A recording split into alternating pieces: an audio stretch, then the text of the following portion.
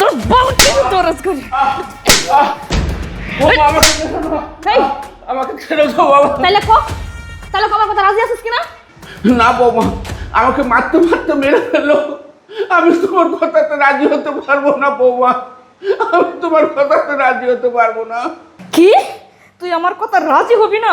হ্যাঁ, তাহলে দেখ তোর অবস্থা আজকে আমি কি করি জানি। তুই ভালো করে দূর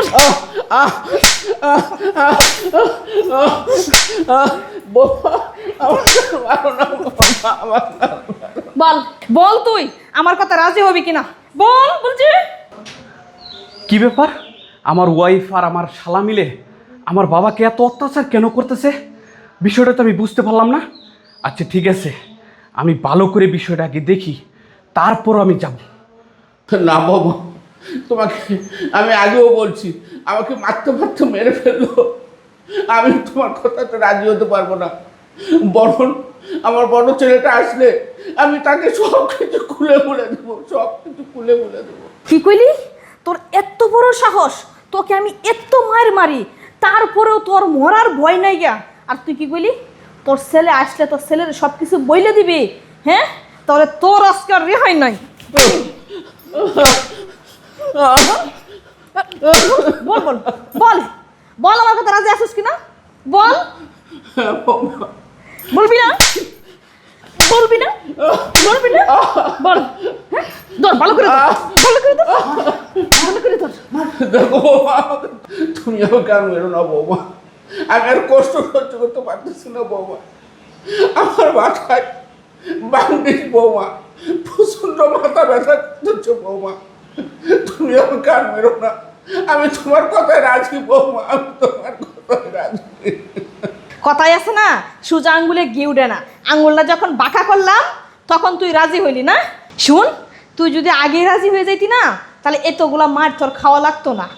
শুন, তোদেরকে কিভাবে শায়েস্তা করতে হয় এটা আমার ভালো করেই অভিজ্ঞতা আছে, বুঝছস? যা তুই আমার জন্য এক গ্লাস পানি নিয়ে আয়, যা। আমার গলাটা একবার শুকাইয়ে গেছে তোকে মারতে মারতে। ঠিক আছে বৌমা, আমি পানি নিতে যাচ্ছি বৌমা। এই জনি, দে হাতগুলা ছেড়ে দে, দে, যা পানি নিয়ে আয়, যা। আফা যতই হোক লাস্ট পর্যন্ত কাম হয়ে গেছে। যা বাহ, উফ, আমার একবার হাঁপায়ে গেছি রে।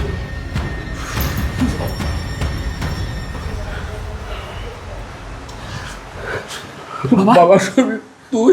চুপ চুপ বাবা। আচ্ছা আমি একটা জিনিস তো বুঝলাম না, আমার শালা আর আমার ওয়াইফ মিলে তোমার উপরে এত মায়ের দূর কেন করতেছে বাবা? বাবা ছবি, তোর স্ত্রী আর তোর শালা আমার এই বাড়ি গাড়ি সয় সম্পদ সব কিছু নেকে নিবে, আমি তাদেরকে দিয়ে সই, তাই আমাকে ধরে মারধর করতেছে। জানো বাবা, এইগুলো লেগে নেওয়ার পর তোমাকে ছেড়ে বৌমাই বাড়ি ছেড়ে চলে যাবে বাবা।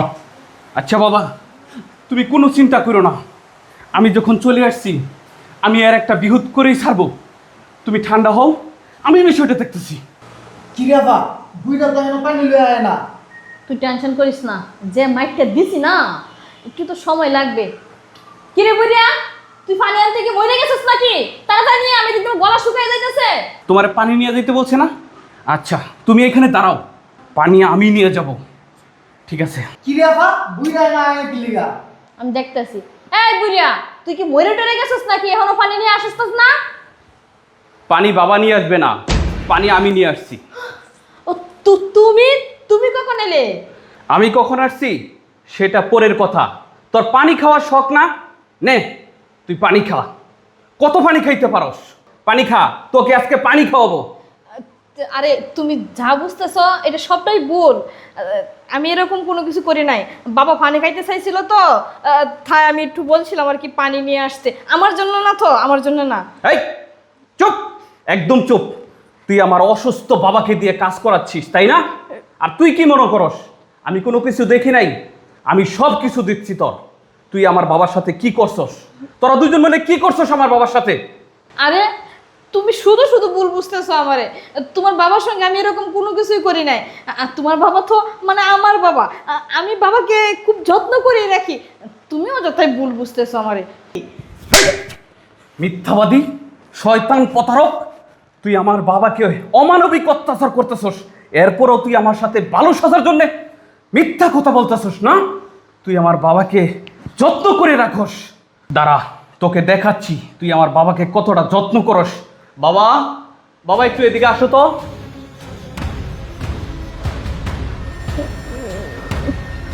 বাবা, ওরা তোমার সাথে কি করছে তুমি আমাকে বলো।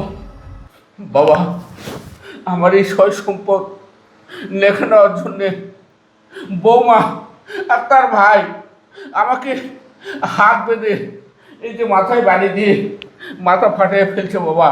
আমার সয় সম্পদগুলো রেখে নিয়ে তারা তোমাকে ছেড়ে বাড়ি ছেড়ে চলে যাবে।